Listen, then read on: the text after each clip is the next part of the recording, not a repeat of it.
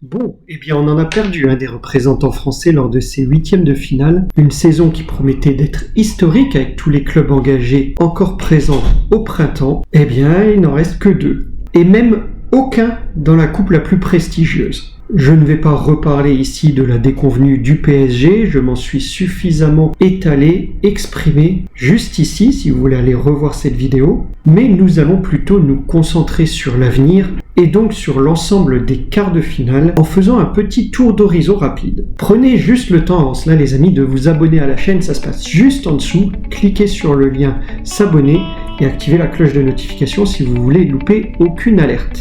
A few moments later. Ça y est ? Merci. On peut poursuivre. Générique.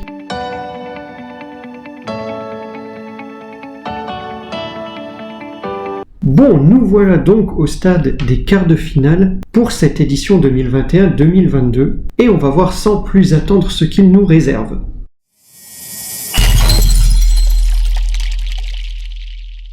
Alors on le sait, Chelsea vit des moments difficiles. Pour autant, le tenant du titre est bien présent au stade des quarts de finale, après avoir éliminé le LOSC. Ils seront opposés au Real de Madrid et cette affiche a tout d'une finale avant l'heure. Deux grands clubs, ambitieux, Carlo Ancelotti, qui connaît bien les deux équipes, ça promet des étincelles. Quand on sait en plus que le vainqueur affrontera au tour suivant le vainqueur de City Atlético, eh ben on se dit qu'il va y avoir du grabuge entre Anglais et Espagnols qui vont devoir s'entretuer.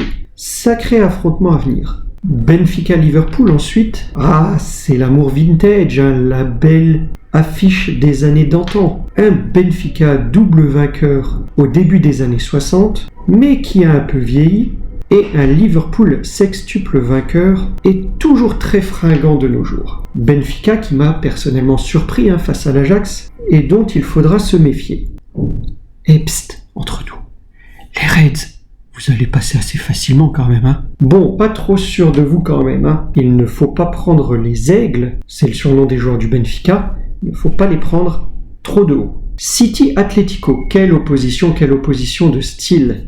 D'un côté, un collectif bien rodé, qui fait tourner la balle et conserve souvent sa possession, et de l'autre, un bloc équipe compact qui procède en contre.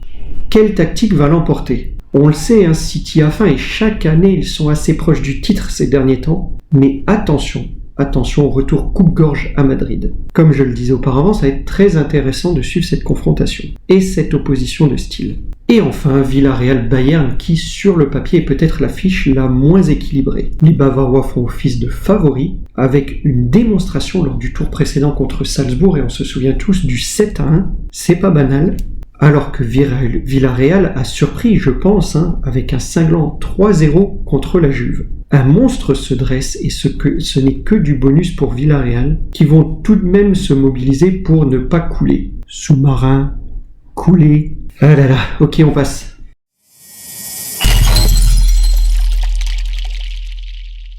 Allez, on commence par le dernier représentant français, l'Olympique Lyonnais, qui affrontera West Ham. L'OL a tout intérêt à jouer la coupe à fond, parce qu'une qualification européenne via le championnat semble être un peu compromis. Ils ont des arguments, mais il y a encore de nombreuses embûches et surtout le Barça. Mais avant d'aller plus loin, il faudra se débarrasser des Hammers, ce qui ne va pas être une tâche aisée. West Ham réalise en effet une belle saison cette année en Première Ligue et ils viennent d'éliminer Séville. Ça va donc être très serré.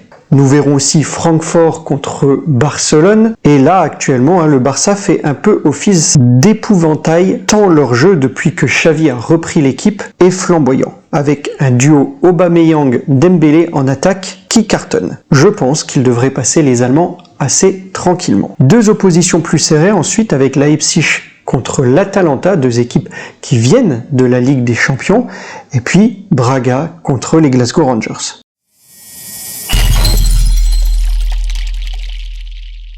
Notre seul représentant français dans cette compétition, l'Olympique de Marseille, va se voir opposer le PAOK Salonique. Je pense que les Olympiens auront à cœur d'aller au bout de cette compétition et de cette première C4. C'est un tirage plutôt clément pour eux puisqu'ils auraient pu se voir opposer l'AS Roma ou Leipzig ou encore le PSV Eindhoven. Attention tout de même aux Grecs qui n'ont perdu qu'une seule fois en 2022 et de toute façon, il faut faire attention à chaque match. Les autres quarts verront l'opposition entre Bodo et l'AS Roma, Feyenoord face au Slavia Prague et Leicester face au PSV.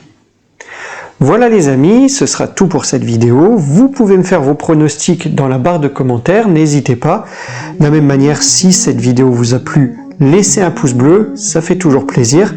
Quant à moi, je vous laisse là pour aujourd'hui. Likez, partagez, commentez, mais surtout appréciez. Et je vous dis à bientôt pour une nouvelle vidéo. Au revoir les amis.